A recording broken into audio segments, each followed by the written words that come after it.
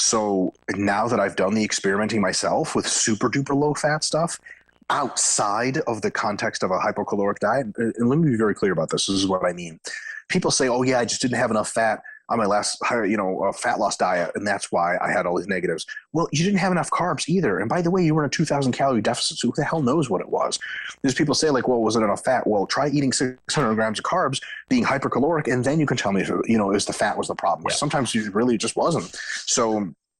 And because I've actually experimented with higher fat dieting, but still super low calories, you still feel like shit. You're like, well, hold on, I'm eating enough fat. Like, it doesn't matter. Your calorie, I'll just make this a very clear statement. Maybe we'll snip it out and put it on Facebook later. Calories are the number one cause, consequence, and correlate of training, performance, and hormonal function by a long.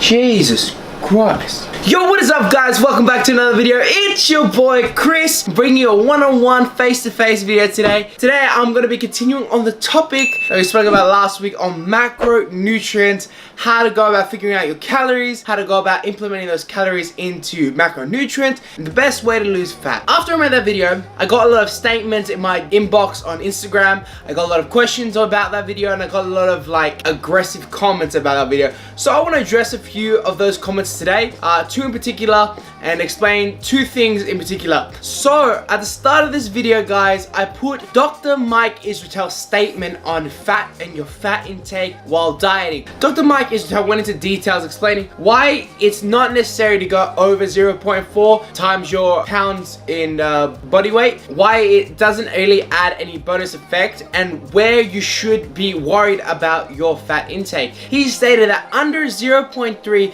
should be the only time you kind of get a little anxious and start worrying about your fat intake, and where it may or not cause problems in your hormonal balance. He also went on to state that no matter how much fat you intake day to day, if you're deep enough into a caloric deficit, no matter what you do, you will feel some type of hormonal imbalance. Whether that be anxiety, whether that be depression, or whether that be loss of sex drive. If you're deep enough into a cut, and competitors can reiterate this, any smart thinker, natural bodybuilder can reiterate this and say the same thing I just said. After you're deep enough into a cut, no matter what your fat intake is, you are going to experience some hormone imbalance. And that is what Dr. Mike Israetel explained in that clip. The argument was, or the comment that I kept getting was, the range that I gave for fat intake was too low and I am giving out bad information and could cause someone to get a hormonal imbalance. The truth is guys, that range that I set out or gave to you guys is the safe margin. 0.3 to 0.4, depending on how much you like to eat fat, is the safe margin of your daily fat intake. Anything higher than that is pretty much useless, and anything lower than that is where you should be worried. This is a safe margin, not only approved by me, not only spoken by natural bodybuilders, but spoken about doctors, scientists, and many professionals in the fitness industry, whether they be personal trainers and such, have said that this is the safe margin. Anything above 0.4 is pointless because our primary source of energy when it comes to training is actually our carbohydrates. It's what helps us recover better. It's what helps us train more efficiently. You can tell I'm not used to talking to the camera like this, huh? So yeah, that's why we shouldn't go over the 0.4, because we want to make sure our carbohydrates are still pretty high so we can adequately perform when we're in training. Another argument was that the calorie or the formula calorie that I gave out, so the formula to figure out your calories, was insufficient.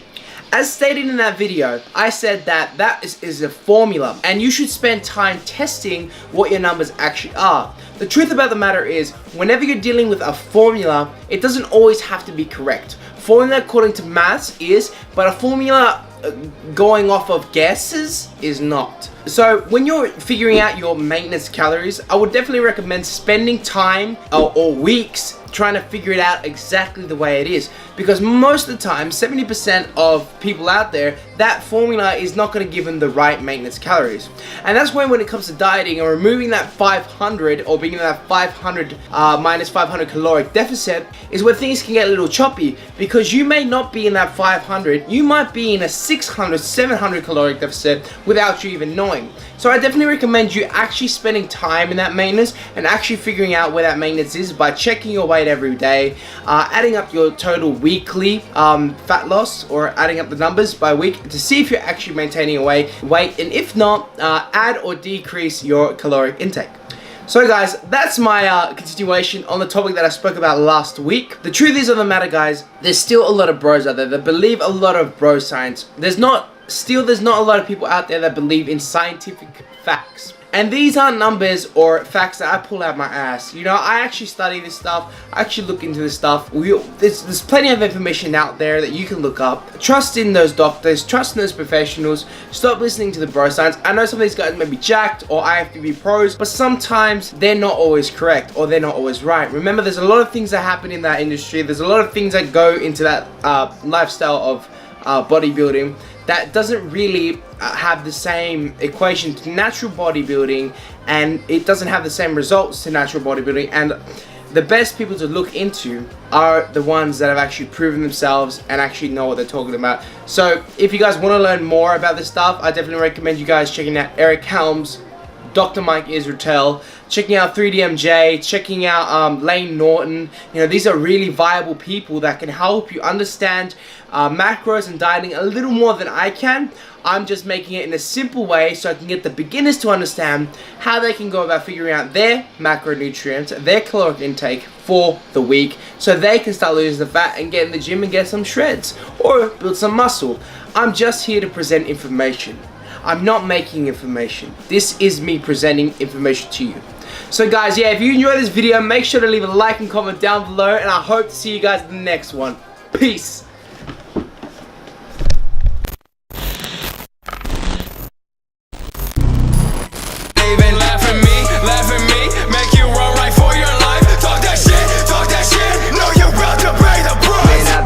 So exhausted, I tripped and fell into the coffin. My crib got